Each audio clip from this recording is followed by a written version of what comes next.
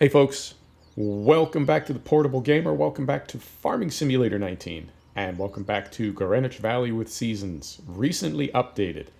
Let me tell you all the new cool stuff that's going on. This is our More Money, More Problems episode. More money, more problems, as the poet says. Right, Seasons, first thing. Well, let me show you this. This is our regular sort of logistics menu, game menu, and you'll notice up on top, the animals icon is gone. We go right from bank to contracts. And while we're here, we'll take a look at the bank. Our loan is at 470. We are making money now. We're making money via milk. But animals are gone from this menu. Animals are now in the seasons menu. And somebody got my letter.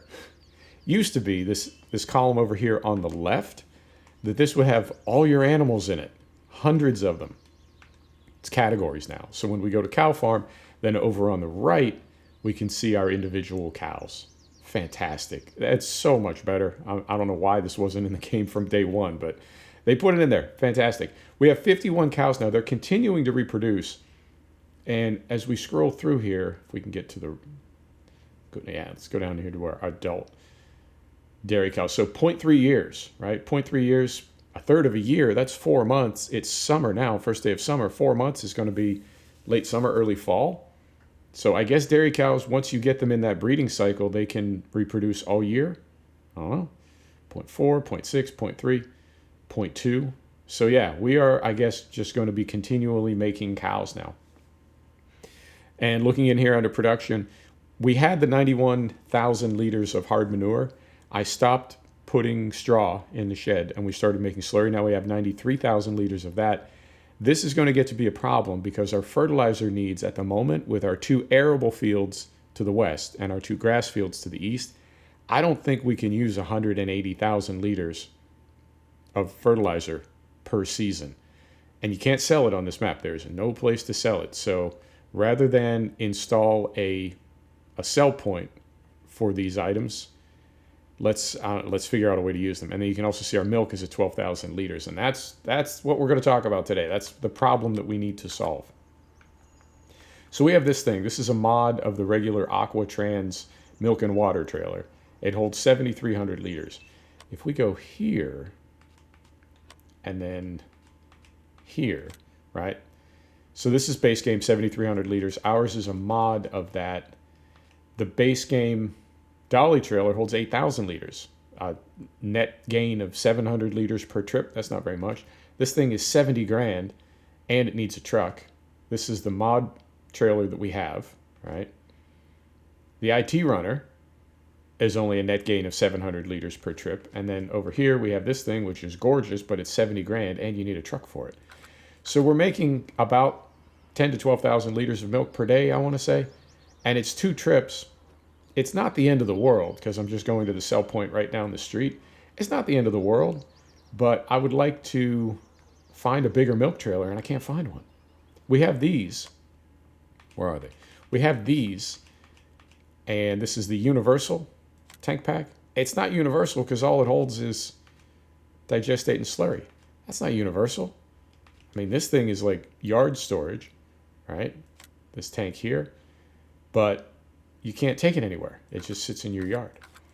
So we'll need to figure that out. I'll need to figure that out. I looked around on most of the not terribly dodgy mod sites, and I didn't find like a 12,000 to 15,000 liter milk trailer. So I'll try to find one. I also installed this thing. We're using like 20,000, 18,000 liters of water per day our cows are going through, and it was getting a bit cumbersome to either bring it in here with the 7,300 liter trailer or pay our worker to do it, because it's based on per cow and we're getting more and more cows, so it was getting more and more expensive. Right, that's housekeeping. Let's get to work and get some milk sold. So yeah, we are barely profitable now. We're making a few thousand euro a day, and our loan is, what did we say, 470,000 euro. So at that rate, we could pay our loan off in about 300 years. Yeah, I think, 350 years. But we could pay it off. So we'll see how we do on arable crops. Now, we're in that window, right, where if we make money slowly, we can make money like reliably, predictably, safely. If we get all, like I do, like I always do on a map, if we go all crazy, we're not going to make any money.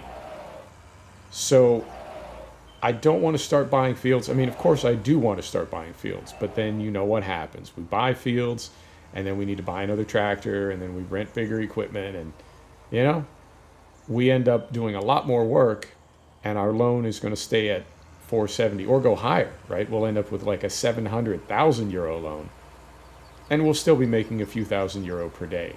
We'll just be paying a lot more interest. So I think the smart thing is to kind of, you know what I mean? Kind of cool off for a minute. Let's think about this, and let's do the smart thing. Now, we don't have the sort of supplemental BGA that we had on Gazelsberg that was paying us 500 euro per 1,000 liters of silage. We've just got the regular season's hard pricing, 50 euro per 1,000 liters, which means we get 200 euro for a silage bale. And we have 2 grass fields. At 100% yield, we get about 25 bales out of each of them.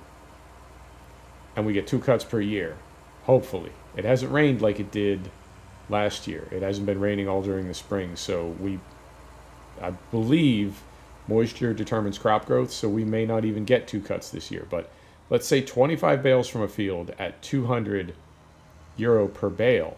You're talking about 5,000 in silage, 5,000 euro in silage per field per cut.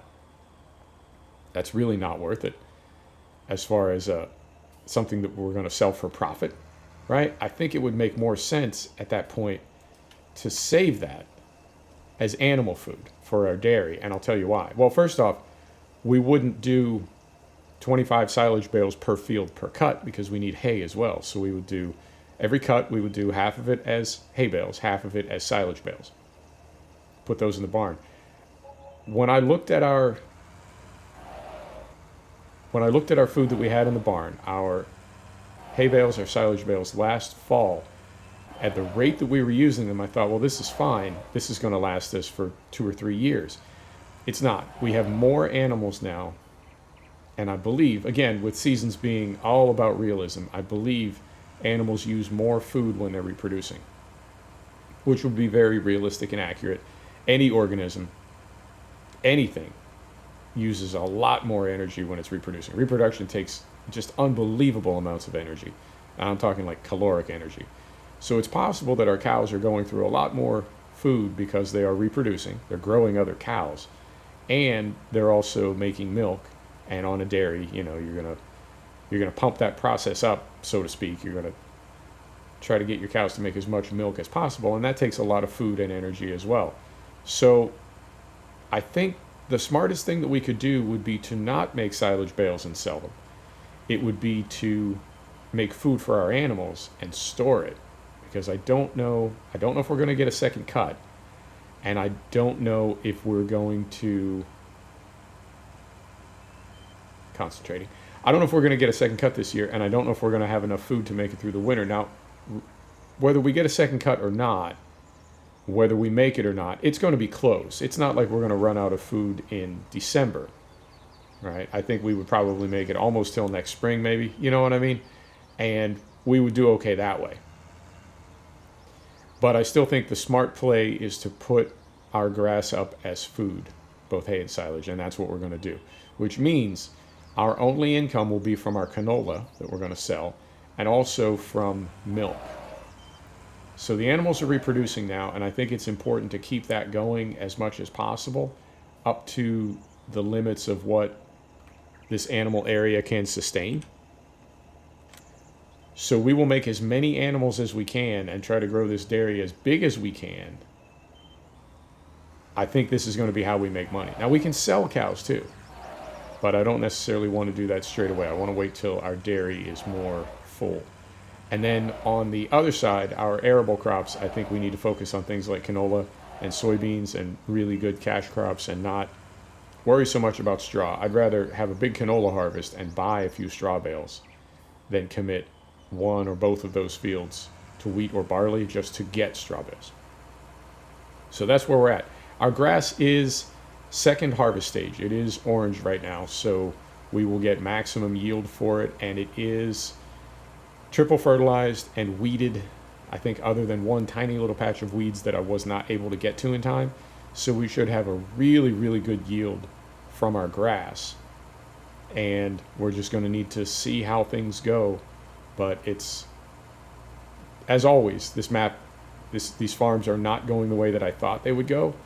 But I'm enjoying the direction that they're heading in. I did not think we would have like a big powerhouse dairy, a big milk empire. But that's the direction it's heading in, because we are making, I want to say, right around 8,000, 10,000 euro a day from milk sales. So we'll need to see how it all works out. But I am optimistic. All right, so we'll get this in here and get this sold. How are we doing on time? 11 minutes, not bad. I think it's going to be a short episode today. I don't want to mow. I don't want to start mowing already because we're mowing on Shamrock Valley. And it's always a little bit frustrating when you have two maps going and you end up doing the same thing at the same time on both of them. I want to try to mix it up for you a little bit. So we're just doing some sort of housekeeping and logistics over here. Now I'll get pulled off of this sell point and we can pay off a little bit of our loan, which is always nice.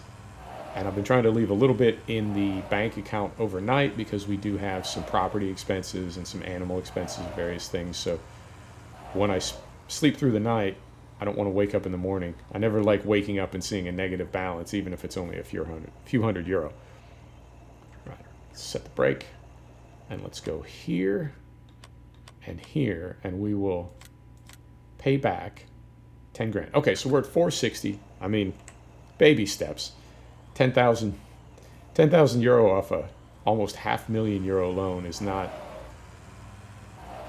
doesn't feel very satisfying. But I mean, baby steps. Rome wasn't built in a day, yo. We gotta chip away at that, and I'm hoping we can knock like 50 or 70 or 100,000 euro off it with canola. I mean, we can bank our canola, which is nice. We don't need to worry about selling it straight away to keep the lights turned on. So when we do harvest canola, whenever that is, I'm guessing probably late summer, early autumn, we will need to rent equipment to do it, and that will obviously take our net down a little bit, our profitability from that canola. But it's triple fertilized, it's weeded, lime, plowed, everything. So we should have just a bumper crop. And we'll put that in the silo. Unless we can see a really good price as far as the price goes up and down during the year, I don't anticipate that there would be a good price for canola during harvest. I want to say it would come much later, during the winter when it's harder to come by. Economies of scarcity, you know how that works. So we will in all likelihood put that in the silo and just sit on it until we can get a better price for it. We won't need to sell it because we'll have a little walking around money. So we'll get this thing put in the shed. I want to do one more thing for you and then we'll call it. I know it's feels like we didn't do a lot this episode, but we did. We got caught up on a lot of things. And that's sometimes can be, I think, just as good an episode. And, as I said, I didn't want to mow. We were just mowing. Seems like jackknife. Seems like we're always mowing. We're always doing grass. Doing something with grass. Right, so I'm going to stop this right here. Set the brake. We're going to hop out. You want to see something funny? You know how neatly I stacked all these bales up in here? It's like I can get them in neatly. But then everything goes to crap when I start pulling them out. I bump into them, and it's a scene. Right, so we're going to put this thing right back there in the corner where it lives. I always like to put my toys away when I'm done playing with them. All right, go right in here. Brake is off.